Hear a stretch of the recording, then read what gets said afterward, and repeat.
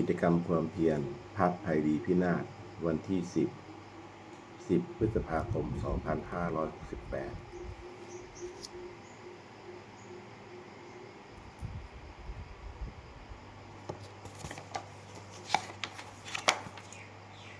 บัดนี้วันที่10 พฤษภาคม 2568เป็นวันที่10ที่ข้าพเจ้านายคณากร ลักน้ำเที่ยงขอถวายเสียงสวดสาธยายพระสูตรพระปริตและมนต์ต่างๆถวายเป็นพุทธบูชาธรรมบูชาสังฆบูชาและอาจาริยบูชาแด่ครูบาอาจารย์ทั้งหลายขอจิตของข้าพเจ้าจงตั้งมั่นมีสติระลึกได้มีสมาธิจดจ่อในอักขระพยัญชนะในบทสวดอย่างต่อเนื่องโดยเทินบทที่1 อรหังสัมมาสัมพุทโธภควาพุทธังภควตังอภิวาเทมิ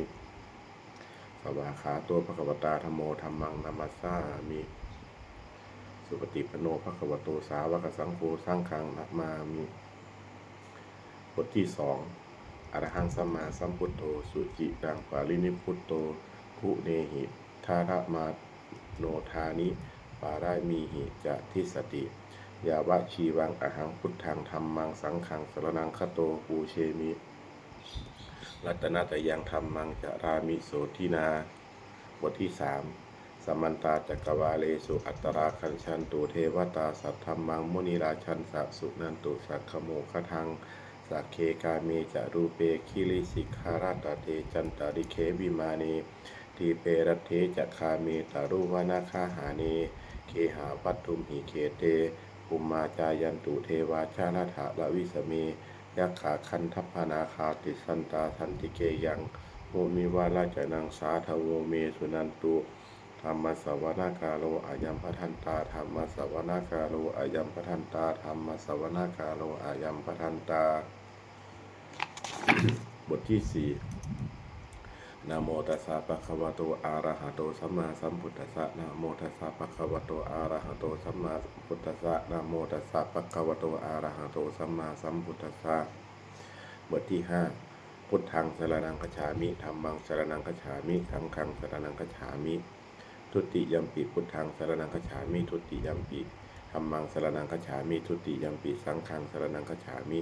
ตติยัมปิพุทธังสรณังคัจฉามิตติยัมปิธัมมังสรณังคัจฉามิตติยัมปิสังฆังสรณังคัจฉามิบทที่6ทัตติเมสรณังอัญญังพุทโธเมสรณังวรังเอเตนะสัจวัตเทนะโสทิเมหนตุสัพพทานัตติเมสรณังอัญญังธัมโมเมสรณังวรังเอเตนะสัจวัตเทนะโสทิเมหนตุสัพพทานัตติเมสรณังอัญญังสังโฆเมสรณังวรังเอเตนะสัจวัตเทนะโสทิเมหนตุสัพพทาบทที่7พุทธังนาเมรัตนะปูตะสะตีละจิตตังธัมมังนาเมรัตนะปูตะวิสุทธิสารังสังฆังนาเมรัตนะตะปุสุสีละทิฏฐิเอตังนาเมติระตนังรัตนะตยะวหังสัมมาสัมโมสะลิตวัตถุสิเสสะภูตังอัญโยยายุตตะคุณโยขาวาสัปปวัตตังอสุมิตะยัมหิปิตเทวายถาติทันเตเอกังวินาตทิตตะเลสัมมาสัมภเวนะโลเกกทาจิจะจิเลนจะปาตุปูตังคัมภีรยานาวิสยังอติตะทะสัทธังวินยูหิปันทิตะชะเนหิวิชัตยะรูปังโลกัมหิเกหิจิกะตันจุปะลัพพนียังเกสันจิสุถุวิทิตังคุณกายตายะนาเมหิเยวะชนะตายะสุวิสุตัมปิสมุปปัสสะตังมนสิพุทธปัสสาทะทานังปุญญติกานะมาสมุตตมะปุญญภูมังทุกขาปมุจจนะมุขะสรนังคตานัง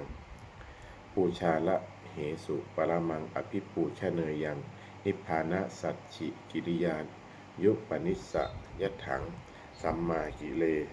สัมมาละโสธานะสิทธิยาจะสาธุหิอัฏฐคูล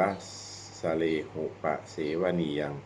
ปาเนหิจาปิสรนังคามะนิยะเมวะตัสมาหิตังติระ ตะนังสารนังฆะตัมหะ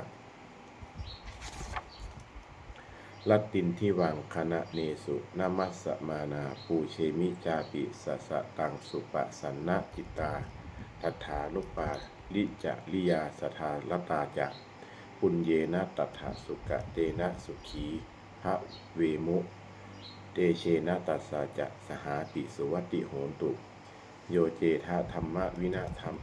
หิปนานะภูโตโลกุตลาภิสะมโยนิจโยสุโพชังตัสโสปนิสยะจะยายะอายัมปิโหนตุวัตถุตเยปาลิจิตโตสุปทาสการโรบทที่8โยจักขุมาโมหพลาปักกโถสามังวะพุทโธสุขโตวิมุตโตมารัสสะปาสาวินิโมจยันโตปาเปสิเคมังชนะตังวิเนยยังพุทธังวรันตังศีรสานามามิโลกัสสะนาทันจะวินายะกันจะตันเตชะสาเตชยสิทธิโหนตุสัพพันตาลายาจะวินาสเมนตุธัมโมจะทะโชโยปิยะตัสสะสัตถุทัสเสสิโลกัสสะวิวิสุทธิมัคคังนิยานิโกธรรมะทะรัสสะชาลีทาตาวโหสันติกโรสุจิโนธัมมังวรันตังสิรสานามามิโมหัปปะลาทังอุปสันตทานังตันเตชะสาเตชยสิทธิโหนตุสัพพันตรายาจะวินาสเมนตุสัทธัมมะเสนาสุขตานุโคโยโลกัสสะปาปูปะกิเลสะเชตาสันโตสยังสันตินิโยชะโกจักสวากขาตะธัมมังวิธิตังกะโรติสังฆังวรันตังศิรสานามามิพุทธานุพุทธังสัมมาสีละทิฏฐิงตันเตชะสาเตชยสิทธิโหนตุสัพพันตรายาจะวินาสเมนตุบทที่9นะโมอะระหะโตสัมมาสัมพุทธัสสะมะเหสิโนนะโมอุตตมะธัมมัสสะสาวกาตัสสะตัสเสวะเตนิทะนะโมมหาสังคัสสาปิสุวิสุทธาสีราชิตติโนนะโมโอมาตายารัตถัสสะรัตนัตยสาธุกัง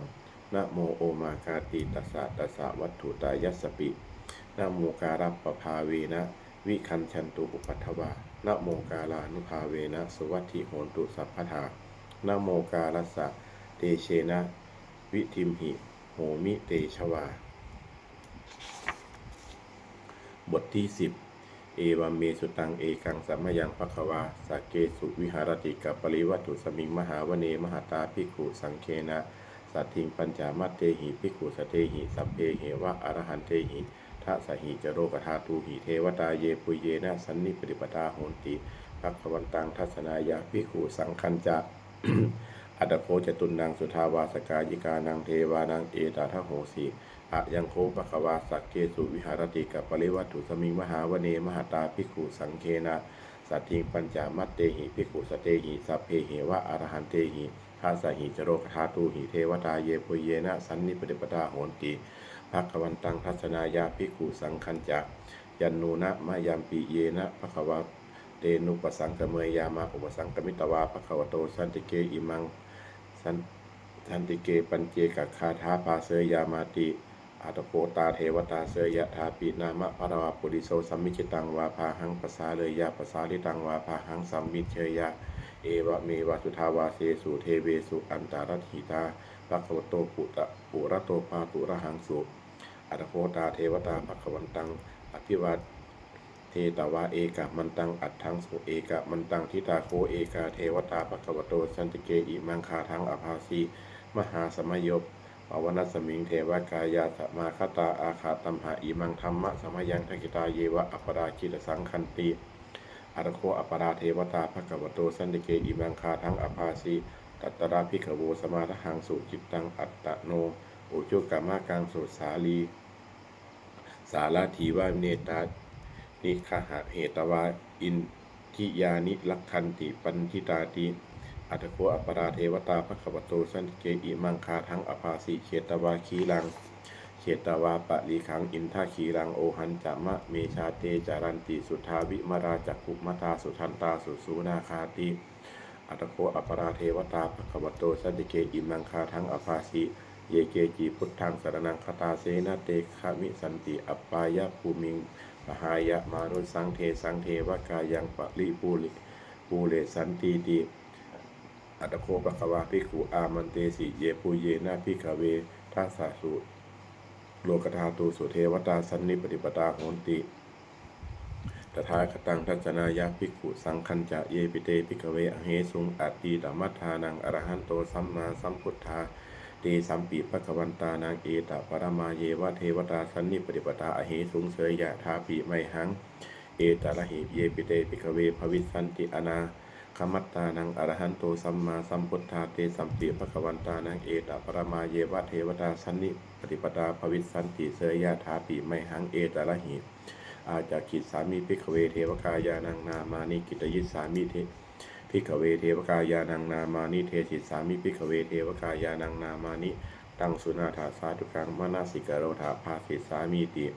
เอวาพันเตติโคเตภิกขุภควโตปัญจโสสุงภควะเอตทะโวจาสีโลกามนุกัสสามิยัตถาภูมมาตัทธสีตาเยสิตาคิริคัปปารังปะหิตตาสมาหิตาปุถุสีหาวะสันลีนาโลมะหังสาปิสัมปุโนโอทาตัมมนาสาพุทธาวิปะสันนมานิลาพิญโยปัญจยเสเตยตวะวะเนกปริวัฏเวตะโตอามันตะยิสัทธาสาวเคสาสเนระเตมเทวกายาอภิกันตาเทวิชานาถาภิกขโวเตจะอาตปมะการุงสุตวะพุทธัสสะสาสนังเตสัมปาตุระหุยานังอามานุสานามัทสานังอเปเกสตะมัทถกุงสหัสสังอาถาสัตตลิงสาตังเอเกสหัสสานังอมนุสานามัทถสุงอเปเกนามัตตมัทถกุงที่สาสัพพาภุกาอาหุตันจะสัพพังอภิญญายาวคิตวานาจักคุมาตโตอามันตยิสัทธาสาวพเกสาสเนระเตเทวกายาอภิกันตาเตวิชานาถาภิกขาวตเยโวหังกิตยิสามิคีลาหิอนุปุปปโสตัสสะสหัสสาวยขากุมากับปริวัฏวระอิทิมันโตชติมันโตวันนาวันโตยะสัสสิโนโมทานามาอภิกามุภิกขุนังสัมปติงวานังโมทานามาอภิกามุภิกขุนังสัมปติงวานังสหัสสาเหมาวตายะขานานันตวัติโนอิทิมันโตชติมันโตวันนาวันโตยะสัสสิโนโมทานามาอภิกามุภิกขุนังสัมปติงวานังตาตาคีลาติสหัสสายะขานานันตวัติโนอิทิมันโตชติมันโตวันนาวันโตยะสัสสิโนโมทานามาอภิกามุภิกขุนังสัมปติงวานังอิเจเตโสราสหัสสายะขานานันตวัติโนอิทิมันโตชุติมันโตวันนาวันโตยะสัสสิโนโมทานามาอภิกามงภิกขุนังสัมปติงวานังอิเจเตโสราสหัสสายะขานานันตวัติโนอิทิมันโตชุติมันโตวันนาวันโตยะสัสสิโนโมทานามาอภิกามงภิกขุนังสัมปติงวานังเปสาบินตาปัญจสตายะขานานันตวัติโนอิทิมันโตชุติมันโตวันนาวันโตยะสัสสิโนโมทานามาอภิกามงภิกขุนังสัมปติงวานังกุมพีโดราชาคาหิโกเวลุปัสสานิเวสานังปิญโยนังสัตตาหัสสังยะขานังปุริปาสติกุมพีโดราชาคาหิโกโสปาคะสมติงวานังปุริมันจาที่สังราชาสตาละโทปัสสาสติคันทัพพานังอธิปติมหาราชายสัสสิโสพุตตาปิตัสสะพะหะโวอินทานามามหาภาลาอิติมันโตชุติมันโตวันนาวันโตยสัสสิโนโมทานามาอภิกามงภิกขุนังสมติงวานังทักขีนันจาที่สังราชาวิรุณโหตัปปสาสติกุมภาทานังอาทิปติมหาราชายสัสสิโสพุตตาปิตัสสะพะหะโวอินทานามามหาภาลาอิทิมันโตชุติมันโตวันนาวันโตยสัสสิโนโมทานามาอภิกามงภิกขุนังสมติงวานังปัจฉิมัญจาที่สังราชาวิรูปโคปัสสาสตินาคานังอธิปติมหาราชายสัสสิโสพุตตาปิตัสสะพะหะโวอินทานามามหาภาลาอิทิมันโตชุติมันโตวันนาวันโตยสัสสิโนโมทานามาอภิกามงภิกขุนังสมติงวานังอุตตารัญจาที่สังราชาวิรูปกุเวโลตัปปสาสติยะขานังอธิปติมหาราชายสัสสิโสพุตตาปิตัสสะพะหะโวอินทานามามหาภาลาอิทิมันโตชุติมันโตวันนาวันโตยสัสสิโนโมทานามาอภิกามงภิกขุนังสัมติงวานังอุลิมาที่สังทัตตารัตโถทักขิเนนะวิรุหะโกปัจฉิเมนะวิรุปโคกุเวโรอุตรังที่สังจัตตารโรเตมหาราชาสมันตาจตุโรทิสาทันละมานะอัตถังสุวะเนกปริวัฏเวเตสังมายาวิโนทาสาอาคูวันจวะนิกาสทามายากุเวนทุเวเลนทุวิปูจาวิโตสหะจันทโนกามาเสโทจะคินนุมันทุนิมันทุจะปานาโทโอปะมันโยจะส เทวสุโตจัตมาตาลิจิตตาเสโนจะคันทโพนะโรราชาชโนสัพโพอาคูปัญจสิโขเจวาติมพารุสุริยวัชสาเอเจจันเจจาราชาโนคันทพาสหาราจุพีโมทานามาอภิกรรมมุปิคูนังสมริงวนังอาถาคูนาสภานาคาเวสาลาสหตัญชกากรรมภาราสตราอาคูปายาคาสหยาติพิโมทานามาทัตตาลัทธาจะอาคูนาคายสัสสิโนเอราวันโนมหานาโคโสปาคาสมริงวนังเยนาคาราเชสหสาหารันติทิพาทิชาปะขีอุตวิสุทธจักขูเวหายสาเตวนะมัชฌปปตา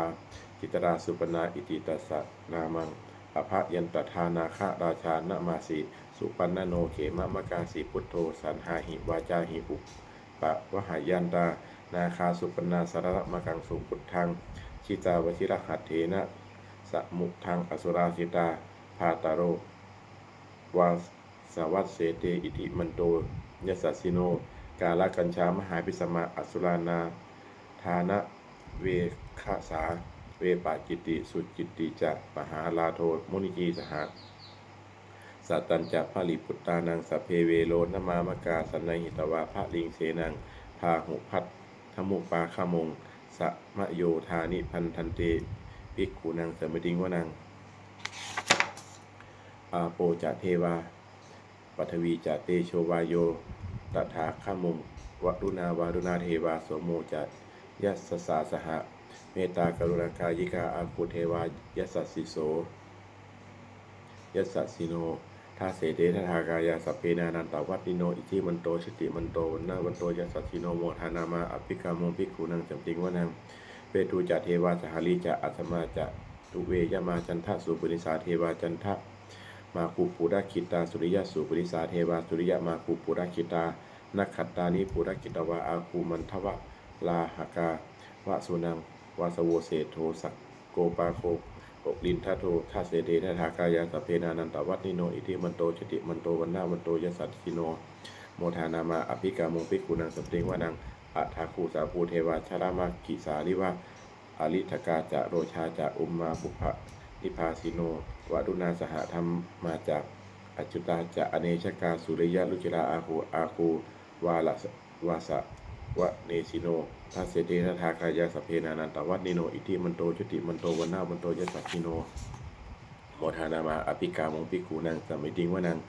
สัมมานามหาสมานามานุสามานุสุตมาทิคาปทุสิกาอาคูอาทุมโนปทุสิกาอัฏฐาคูหรโยเทวาเยจะโลหิตวาสิโนปารคามหาปารคาอาคูเทวายสัสสิโนทัสเสเตนะทากายาสเพนานันตวัตนิโนอิทิมันโตชุติมันโตวันนาวันโตยสัสสิโนโมทานามาอภิกามงภิกขุนังสัพเพงวนังสุกาการุมหาอรุณาอาคูเวขะนัสสาสหะโอทาตะไคหาปาโมคาอาคูเทวาวิจักขณาสถามตาหารัคชามิสกาจะยสัสสิโนท่านายังอาคาปัจจุโนโยติสาอภิวัสติท่าเสเดทธากายาสเพดานันตวัตนิโนอิทิมันโตชุติมันโตวันนาวันโตยสัสสิโนโมทานามาอภิกามงภิกขุนังสัมปติงวนังเขมิยาตุสิตายามากัตถกาจะยสัสสิโนลัมพิตกาลามาเศธาโจตินามาจะอาสวานิมมานตีโนอาคูอัฏฐาคูปรณิมิตาทัสเสเตทธากายาสเพนานันตวัตติโนอิทิมันโตชุติมันโตวันนาวันโตยสัสสิโนโมทานามาอภิกามงภิกขุนังสัมมิติงวนังทัสเสเตเทวนิกายาสเพนานันตวัตติโนนามันวะเยนะอาคันสุเยจันเยสัทธิสาสหปาวุฒชาติมัคคีลังโอคาตินะนาสวังทักเกโคดคาตารังนาคางจันทางวะอสิตาสิตังสุพัมปรมัตโตจากปุตตาอิทธิมโตสหสันลังกุมาโรติโสจะโสปาคาสมติงวานังสหัสพัมมโรกานังมหาพัมมาทิติทัติอุปปโนจุติมันโตปิสมากายโยยสัสสิโสท่าเศธาอิชราอาภูปัญเจกะวะสวัตติโนเตสัญจมัชฌโตอาคาหาริโตปริวาริโตเตจะสัพเพอภิกันเตสินเทเวสัพพัมมะเกมาราเสนาอภิกามิปัสสะกันหัสสะมัตถิยังเอถะคันหะทะพันทะทะดาเคนะพันทะมุทโวสามันตาปริวาเลถะมาโวมุจิขะโกจินังอิติตถามหาเสโนกันหะเสนังอเปสยิปานินาตระหาหันจักสะลังกัตวานะเพระวังอาทาปาวุสโกเมโค พนะยันโตชะวิจุโกสัทธาโสปัจจุทาวัตติสังกุโสอัชยังวเสสัญจาสัพพังอภิญญายะวัคคิตวานาจักขุมาตโตอามันตยิสัทธาสาวเกสาสเนระเตมาราเสนาอภิกันตาเตวิชานาถาภิกขโวเตจะอาตปมะการงสุตตวาพุทธัสสะศาสนังวีตราเคหิปกามงเนสังโลมาปิอิชยุงสัพเพมคิตะสังขามาพยาติตายสัสสิโนโมทันติสหภูเตหิสาวกาเตชะเนสุตาติบทที่11อาเสวนาจะพาลานังปันทิตานันจัดเสวนาปูชาจะปูชนียานังเอตัมมังคารมุตตมังปฏิรูปเทสวาโสจักบุพเพจักกตะปุญญาตาอัตตะสัมมาปณิธิจักเอตัมมังคารมุตตมังพาหุสัญจะ10ปัญจวินโยจะสุขิสุสิกิคโตสุภาสิตาจะยาวาจาเอตัมมังคารมุตตมังมาตาปิตุอุปัฏฐานังบุตตถารัสสะสังฆโหอนาคุราจะอัมมันตาเอตัมมังคารมุตตมังทานันจะธรรมะจริยาจะญาณกานันจะสังฆโหอนาวัชชานิกัมมานิเอตัมมังคารมุตตมังอาลติวิรติปาปามัชฌปานาจะสัญญโมอัปปมาโทจะธรรมเมสุเอตัมมังคารมุตตมังคาละโวจะนิวาโตจะสันตุทีจะกะตัญยุตากาเลนะธรรมัสสะวนังเอตัมมังคารมุตตมังคันตีจะโสวะจัสสตาสมนานันจะทัสนังกาเลนะธรรมสาคัญฉาเอตัมมังคารมุตตมังตโปจะพัมมจริยัญจะอริยสัจจานะทัสนังนิพพานะสัญชิกิริยาจะเอตัมมังคารมุตตมังพุทธัสสะโลกะธรรมเมหิจิตตังยัสสะนะกัมปติอโศกังวิดขังเขมังเอตัมมังคารมุตตมังเอตาทิสานิกตวานะสัพพัทธมะปราชิตาสัพพัทธสัตถิงคัญชันติตันเตสังมังคลามุตตะมันติบทที่12ยังกินจิวิทังอิทะวาหุรังวาสักเกสุวายังรัตนังปณีตังนาโนสามังอัตถิตถาคเตนะอิธัมปีพุทเทรัตนังปณีตังเอเจนะสัจเจนะสุวัติโหนตุขะยังวิราคังอมตังปณีตังยะทัสสคาสกยมุนีสมาหิโตนาเตนะธัมเมนะสมัตถิกินจิอิธัมปีธัมเมรัตนังปณีตังเอเตนะสัจเจนะสุวัติโหนตุยัมพุทธเสโทปะลิวันนะยีสุจิงสมาธิมานันตะลิกัญญะมาโหสมาธินาเตนะสะโมนะวิชติอิธัมปิธัมเมรัตนังปณีตังเอเตนะสัจเจนะสุวัติโหนตุเยปุคลาอัฏฐสตังปัสสัทธาจัตตาลิเอตานิยุคานิโหนตุเตทัคขิเนยะสุขัตตัสสาสาวกาเอเตสุทินานิมหพรานิอิธัมปิสังเครัตนังปณีตังเอเตนะสัจเจนะสุวัติโหนตุเยสุปยุตตามนสาทัพเหนะมิกาเมโนโคตะมะสาสนัมหิเตปฏิปตาอมตังวิไคหะรัฐาโมทานิพุตติงพุชานามาอิธัมปิสังเครัตนังปณีตังเอเตนะสัจเจนะสุวัติโหนตุขีนังปุลานังนาวังนัตถิสัมภวังวิรัตตะจิตตายะติเกภวัสมิงเตขีนะพิชาอวิรุหิฉันทานิพพันติทีรายถายัมปะทีโป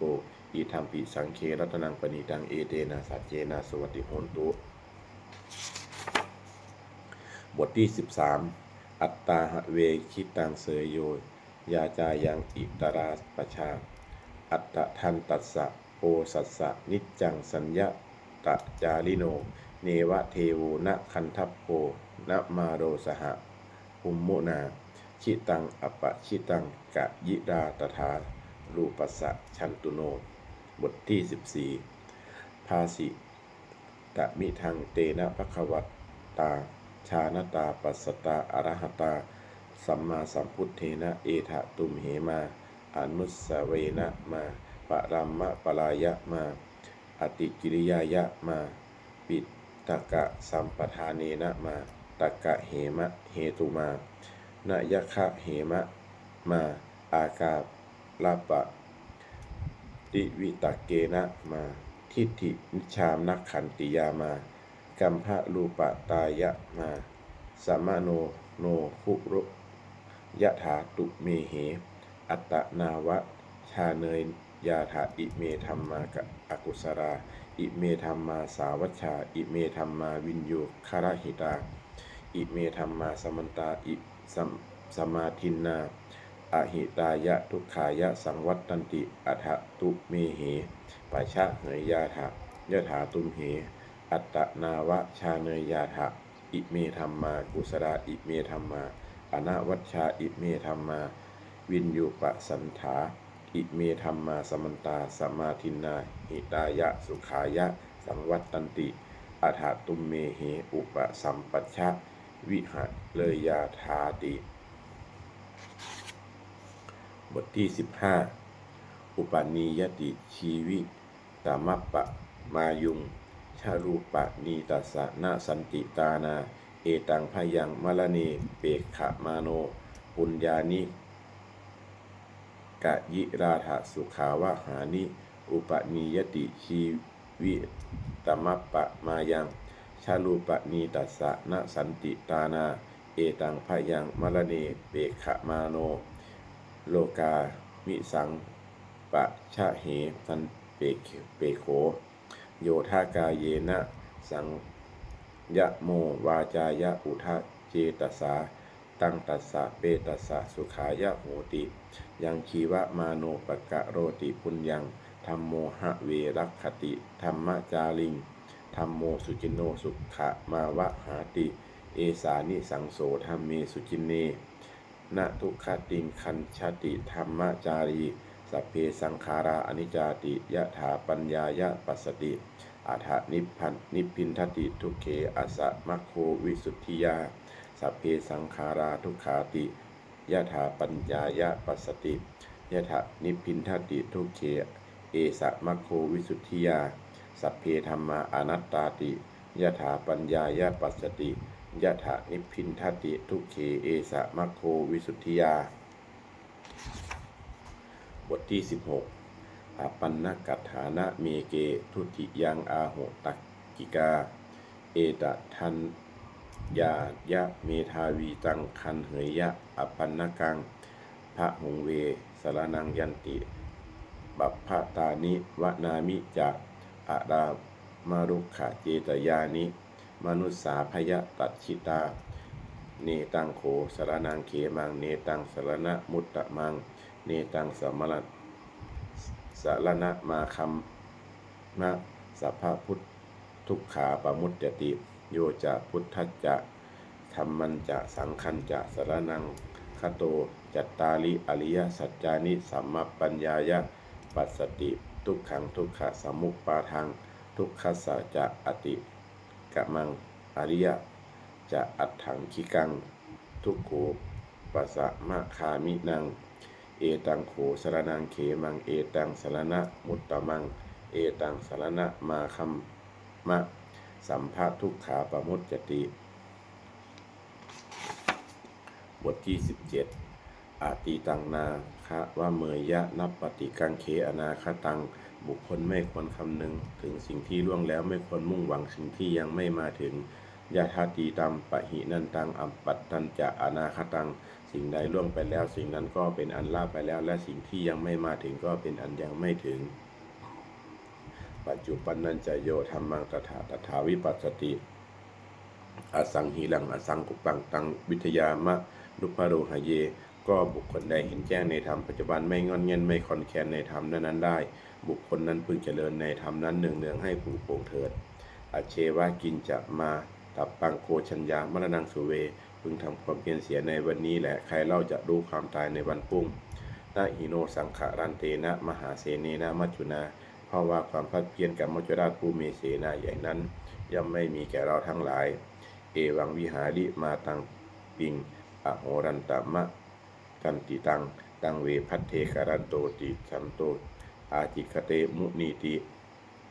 พามุนีผู้สงบย่อมเรียกบุคคลผู้มีปกติอยู่อย่างนี้มีความเพียรไม่เกียจคร้านทั้งกลางวันและกลางคืนนั่นแลว่าผู้มีราตรีหนึ่งเจริญด้วยประการฉะนี้แลบทที่18ชาราธรรมโมหิชารังอนาตีโต เรามีความแก่เป็นธรรมดาจะล่วงพ้นความแก่ไปไม่ได้พยาธิธรรมโมหิพยาธิงอนาติโตเรามีความเจ็บไข้เป็นธรรมดาจะล่วงพ้นความเจ็บไข้ไปไม่ได้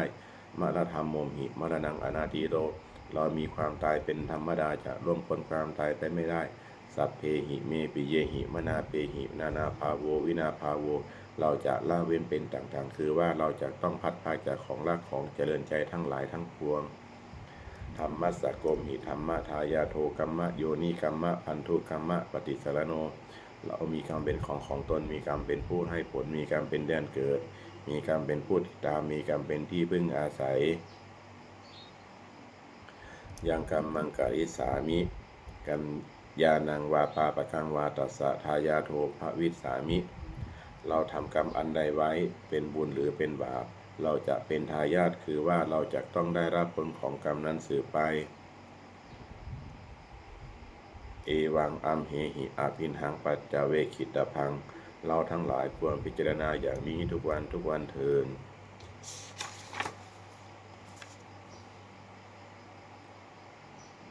บทที่19ทุกขปัตตาจนิทุกขาพยาปัตตาจนิพยาโสกปัตตาจนิโสกาโหนตุสเพปิปานิโนเอตาวัตตาจะอัมเหหิสัมภะทังปุญญสัมปะทังสัพเพเทวานุโมทันตุสัพพะสัมปสิทธิสิทธิยาทานังทะทันตุสัทธายะสีลังละขันตุสัพพทาภาวนาภิรตาโหนตุคันชันตุเทวตาคาตาสัพเพพุทธาภลปัตตาปัจเจกานันจะยังพลังอรหันตานันจะเตเชนะลักขังพันธามิสัพพโส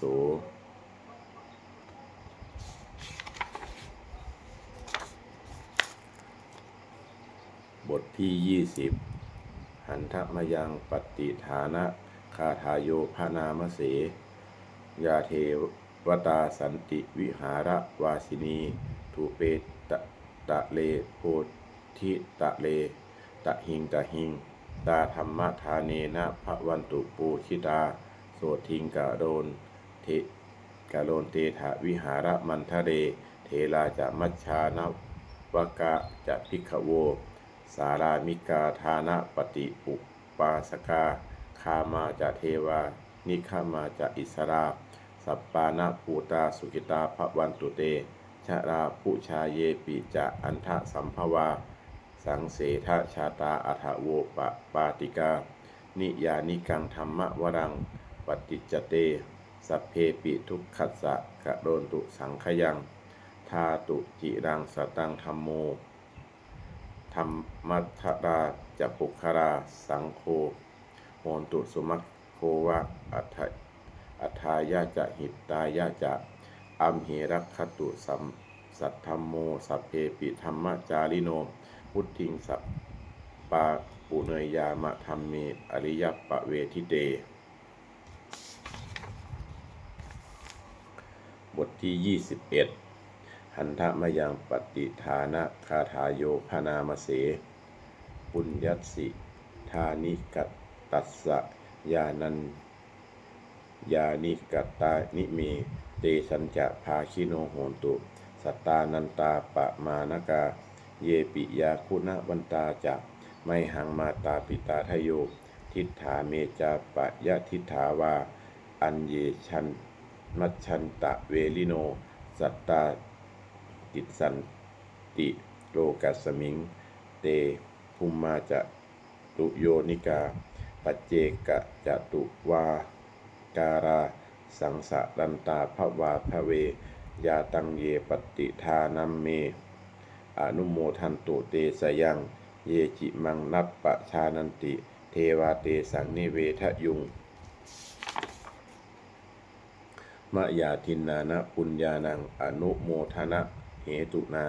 สเพสัตตาสทาโหนตุอเวราสุขชีวิโนเขมัปปะทันจะปัปโปนตุเตสาสาสิทชะตังสุภาขอสัตว์ทั้งหลายไม่มีที่สิ้นสุดไม่มีประมาณจงเป็นผู้มีส่วนแห่งบุญที่ข้าพเจ้าได้ทำในบัดนี้และแห่งบุญทั้งหลายอื่นที่ข้าพเจ้าได้ทำแล้ว คือชนเหล่าใดเป็นที่รักผู้มีคุณมีบรรดาและบิดาของข้าพเจ้าเป็นต้นที่ข้าพเจ้าได้เห็นหรือแม้ไม่ได้เห็นและสัตว์ทั้งหลายอื่นที่เป็นกลางและมีเวรกันตั้งอยู่ในโลกเกิดในภูมิสามเกิดในกำเนิดสี่มีขันธ์ห้าและขันธ์หนึ่งและขันธ์สี่ท่องเที่ยวอยู่ในภพน้อยและภพใหญ่สัตว์เหล่าใดทราบการให้ส่วนบุญของข้าพเจ้าแล้วขอสัตว์เหล่านั้นจงอนุโมทนาทานเองเถิดสัตว์เหล่าใดย่อมไม่ทราบการให้ส่วนบุญของข้าพเจ้านี้ขอเทพทั้งหลายจึงแจ้งแก่สัตว์เหล่านั้นเพราะเหตุคืออนุโมทนาบุญทั้งหลายที่ข้าพเจ้าให้แล้วขอสัตว์ทั้งปวงจงอย่ามีเวรขออยู่เย็นเป็นสุขเสมอเถิดและจงถึงทางอันเกษมเถิดขอความหวังดีของสัตว์เหล่านั้นจงสำเร็จเถิดด้วยอานุภาพแห่งสัจจะอธิษฐานอานุภาพแห่งความเพียรและอานิสงส์แห่งการบูชาพระรัตนตรัยด้วยการสาธยายบทสวดมนต์พระสูตรพระปริตรและพระคาถาเหล่านี้ขอความสุขสวัสดีจงเกิดมีแก่ข้าพเจ้าขอให้พ้นจากทุกภัยทั้งปวงขอให้ข้าพเจ้าเจริญทั้งทางโลกและทางธรรมขอด้วยเทพเทวดาทั้งหลายโปรดอนุโมทนาในการสวดสาธยายมนต์และธรรมะเหล่านี้เมื่ออนุโมทนาแล้วโปรดอำนวยพรให้แก่ข้าพเจ้าและวัตถุมงคลภาคกิ่งไพดีพินาศโดยมูลนิธิสมเด็จพระญาณสังวรวัดบวรนิเวศวิหารตลอดจนวัตถุมงคลทั้งหลายที่สามสิ่งสร้างขึ้นทั้งที่ผ่านมาและที่จะจัดสร้างในอนาคตขอจงเปี่ยมด้วยอานุภาพแห่งพระปริตรและคำมงคลในพระคาถาต่างๆขอจงสำเร็จศักดิ์สิทธิ์ทุกประการเทอญ